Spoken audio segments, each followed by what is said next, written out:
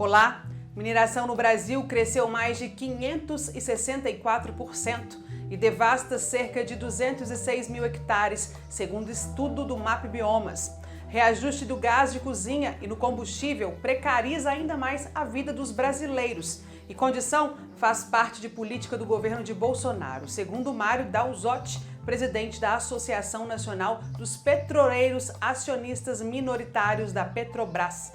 E mais, hoje a parada cultural é sobre Deolinda Madre, mulher negra e sambista que fez história no cenário de samba paulista.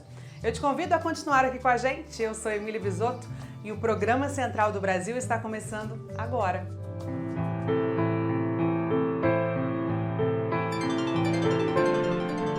Central do Brasil.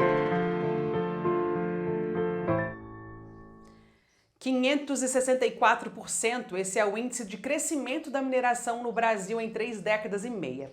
O levantamento realizado pelo MAP Biomas concluiu o dado e apontou que a mineração cresceu mais de 6 vezes nos últimos 35 anos. Os garimpos ilegais estão aumentando concomitantemente.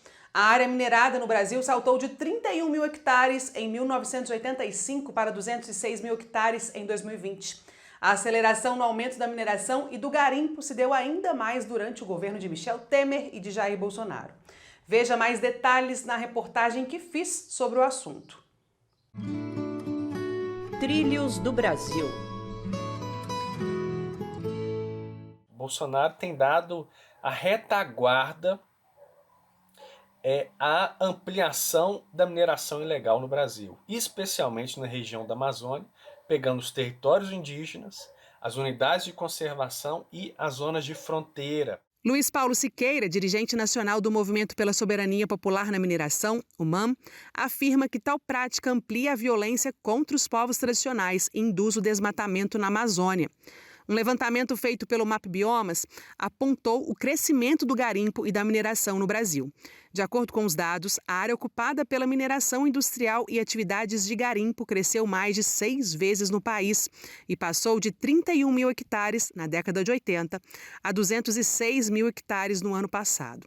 Luiz Paulo Siqueira fala sobre. Então, hoje, a mineração e ampliação do garimpo ilegal e da mineração industrial no território da Amazônia tem sido, junto com o agronegócio, o principal indutor do desmatamento, das mudanças climáticas e da escassez hídrica a nível nacional. O aumento dos garimpos vem em curso desde 2010, mas a atividade superou a extração industrial nos últimos 3 anos, desde 2018. O avanço se deu, sobretudo, de forma ilegal, principalmente no Pará, Mato Grosso e Rondônia, todos os estados da região amazônica do Brasil. Nesse sentido, as políticas do governo de Bolsonaro permitem que povos originários fiquem mais vulneráveis diante de conflitos com garimpeiros que praticam garimpo ilegal pelo país. É o que aponta a advogada ambientalista e mineralista Marina Gadelha. O avanço do garimpo em terras indígenas é muito sério. E é muito sério especialmente porque é uma atividade inconstitucional, é uma atividade expressamente vedada pela Constituição. A Constituição até permite a atividade mineradora, mas esse é um dispositivo que, para adquirir eficácia, depende de uma lei ordinária, lei esta que ainda não existe. O levantamento feito pelo MAP Biomas Mineração destaca que, se não fossem os indígenas e as unidades de conservação, o cenário ambiental poderia ser pior e mais danoso. Para o Luiz, esse debate deve acontecer para traçar novos rumos da mineração no Brasil, seguindo uma lógica de exploração mineral que faz uso dos minérios num projeto de desenvolvimento baseado na soberania popular, a fim de melhorar as condições de trabalho e exploração ambiental. A advogada Marina Gadelha complementa. O garimpo ilegal é uma atividade que não traz nenhum tipo de riqueza para o nosso país, muito pelo contrário. Explora um bem, que é o bem mineral que pertence à União, não paga royalties por isso. Essa mercadoria circula de maneira completamente ilegal. Então, além dos royalties, outros tributos não são cobrados por essa circulação e por essa compra e venda de minerais. E antes do início do feriado, tivemos mais uma surpresa. A Petrobras anunciou na sexta-feira, dia 8 de outubro, mais um reajuste no preço de venda da gasolina e do gás de cozinha. O reajuste representa aumento de 7,19% no preço do combustível e 7,22% para o gás de cozinha. Os ajustes estão deixando a situação dos brasileiros ainda pior. O argumento para a alteração do valor em tão pouco tempo é o de evitar o desabastecimento dos produtos e refletem a elevação internacional do petróleo e pela oferta limitada diante do crescimento da demanda mundial. Segundo o diretor da Federação Única dos Petroleiros e presidente da Associação Nacional dos Petroleiros Acionistas Minoritários da Petrobras, Mário Dalzotti, acredita que é possível fazer uma política de preços diferente. Afonso Bezerra conduz a entrevista que você confere agora. Entrevista Central.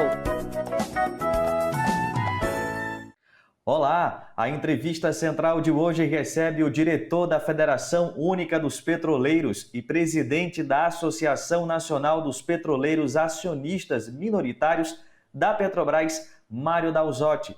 O nosso assunto é o aumento sucessivo do preço dos combustíveis no Brasil. Bem-vindo, Mário. Obrigado, Afonso e demais ouvintes. Sempre um prazer estar com vocês aqui. Mário, desde o ano passado, com o advento da pandemia, que os petroleiros realizam a campanha de doação e venda de gás de cozinha a preço justo. É possível comercializar o gás com valores abaixo do praticado atualmente? Sim, é possível, né? A gente vem realizando, na verdade, denunciando essa política de preços que a Petrobras vem adotando desde 2016, e uma maneira que a gente achou que poderia estar compensando isso, esse peso do preço dos combustíveis no bolso da população brasileira, é levando esse combustível a um preço que nós achamos como justo, e é mais ou menos metade do que está sendo cobrado, né? Em menos de um ano, os brasileiros enfrentaram vários reajustes no preço da gasolina. Como esse encarecimento do combustível influencia na piora de vida das famílias? Isso é até criminoso, essa adoção dessa política de preços pela Petrobras, né? E quem define o preço é exatamente a Petrobras, que é controlada pelo governo federal, né? Então, chega até a ser criminoso, na nossa opinião, que não teria outras alternativas, né, de menor impacto e não priorizando simplesmente o lucro e o capital improdutivo que direciona hoje a Petrobras. Mário, especialistas e economistas apontam a política de paridade de preços da Petrobras como responsável por essa oscilação tão brusca no valor da gasolina e do gás de cozinha. Como essa política funciona e qual deveria ser o modelo ideal de precificação dos combustíveis?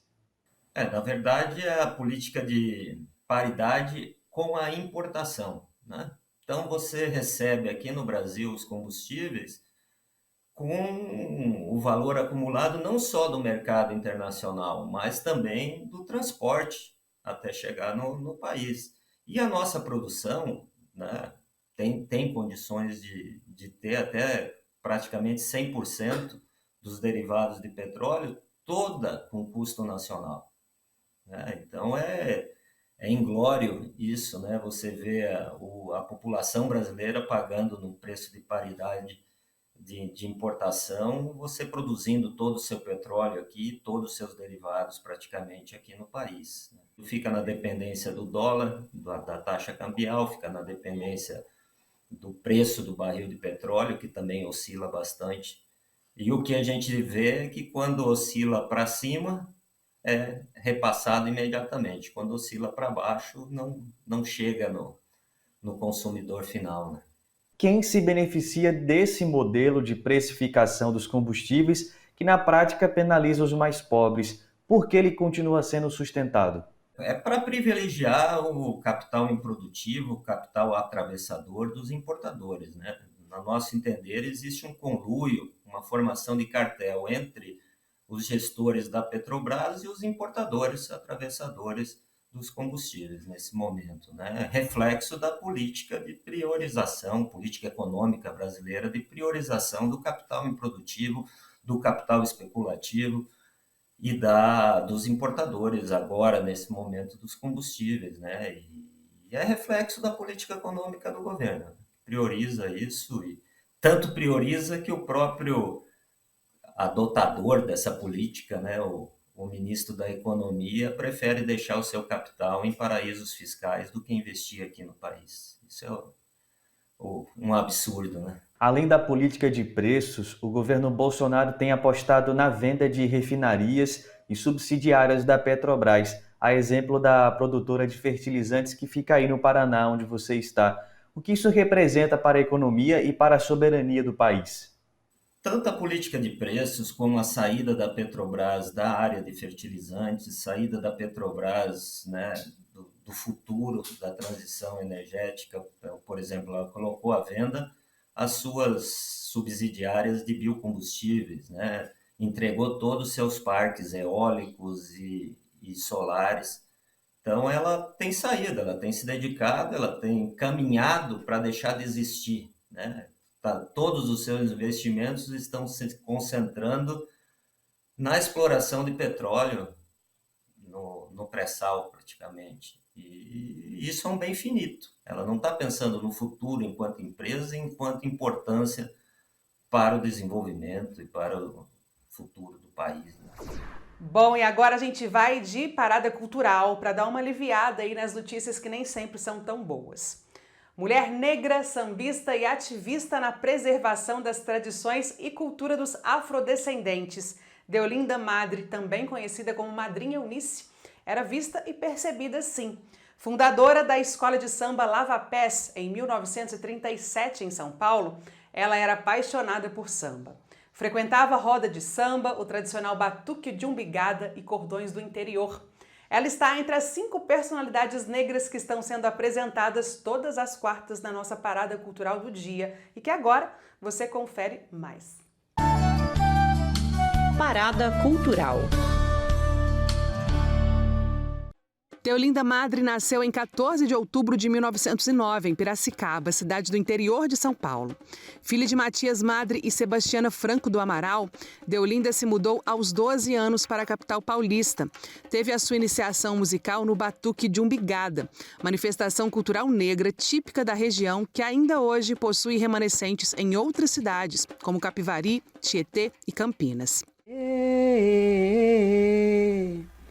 E morena da oila, e cada vez que eu vejo um samba, mano meu, e dá vontade de chorar. E morena da oila, e cada vez que eu vejo um samba, mano meu, e dá vontade de chorar. Saiu o bumbo come sorto, que é uma maravilha. Deolinda foi uma das fundadoras da Escola de Samba da Lava Pés. Morou no bairro da Liberdade, onde a quadra da Lava Pés resistiu por mais de 30 anos. Conhecida também como Madrinha Eunice, ela fez de sua casa abrigo para a escola e dedicou ao samba a sua vida e se tornou referência feminina e precursora do gênero na capital. Nós gostávamos de vestir muito bem, eu gostava de fazer, caprichava mesmo. Tanto eu tinha 4 bancas de fruta aqui na Clóvis Bevilacqua, e eu trabalhava de dezembro e janeiro só para a escola. Aquele dinheiro que eu arrecadava era só para a escola, para vestir, gostava de vestir, a escola muito bem vestida. O apelido Madrinha Eunice surgiu pelo fato de Deolinda ter batizado mais de 40 crianças ao longo de sua vida, fazendo seu pseudônimo virar sua assinatura definitiva. Pioneira, a sua trajetória se confunde com a história do samba, dos batuques, aos 19 títulos antes da oficialização do Carnaval paulistano durante a ditadura militar, em 1968. Deolinda se casou, teve 8 filhos, 14 netos e 5 bisnetos. A rainha do samba faleceu em 1995, nos deixando um imenso legado. Quem bebe daquela água canta samba, noite e dia, ai, mais parece. Bom, e nesse clima cultural, o Programa Central do Brasil fica por aqui. Eu agradeço a sua companhia e te espero amanhã. Até lá. Tchau!